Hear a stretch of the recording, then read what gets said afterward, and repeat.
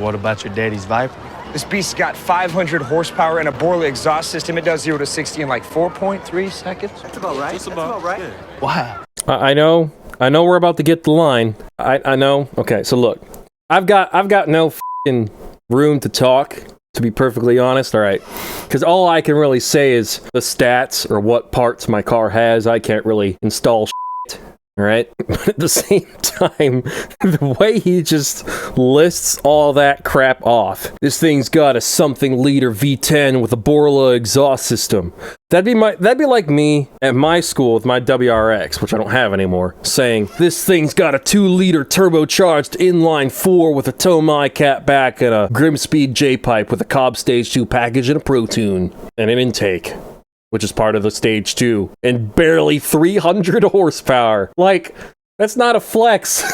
That's not a... Do people say flex anymore? I'm not sure. It does sound really cringy, but then at the same time, mostly because of this movie, if you say, wow, you can read the brochures, that's also kind of cringy, because we like to gatekeep and feel superior because we know how to use tools. Wow. You can read the brochure. How does a guy that tucks his shirt in try to act tough? Why don't you nice boys let your cars do the talking? I only race for pink slips. Can you even do that? Are you even able to transfer the title without having a bill of sale? Because don't you have to be able to say, like, I sold it for at least $1 or something? Like, if you walked into the DMV and said, yeah, he beat me in a race, I have to give him the car. And the person at the DMV desk is like, hold on. Give me a second, I need to breathe.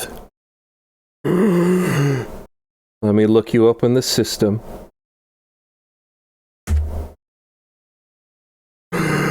Like, how's that going to work?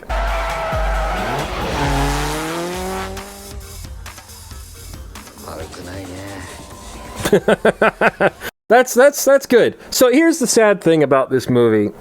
That out of the first 3 movies, Tokyo Drift has 2 things going for it. Well, one thing for it, one thing against it. This movie is a car movie in its purest form, which means it's really fun to watch for someone that likes cars or is fascinated by them and the culture and can appreciate Tokyo's car culture and drifting and all that sort of stuff. The thing that's not going for it is that out of the first 3 movies, it performed the worst. Tokyo Drift was the purest car movie of the entire franchise, and it performed the worst, which is why we haven't gotten another movie like it since. Because Universal just went, all right, no one wants to watch actual car movies. We gotta rethink this shit. That's why we don't get this stuff anymore.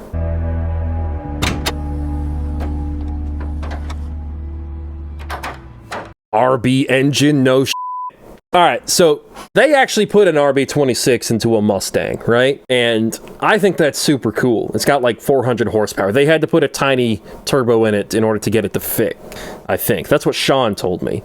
Sean Morris, the guy who helped work on this movie and the 2 movies before that. Movies. I almost said that weird.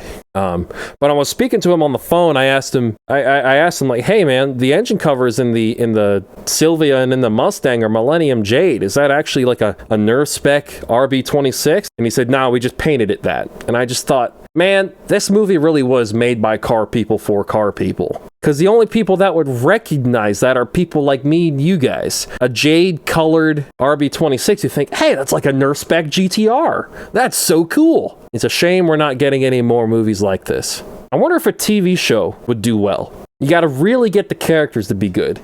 But then you drive the plot forward, literally, with the cars. Maybe this day and age, we need like an Amazon Prime car show, or not like the Grand Tour, but like a fictional one, not like a talk show like the Grand Tour was.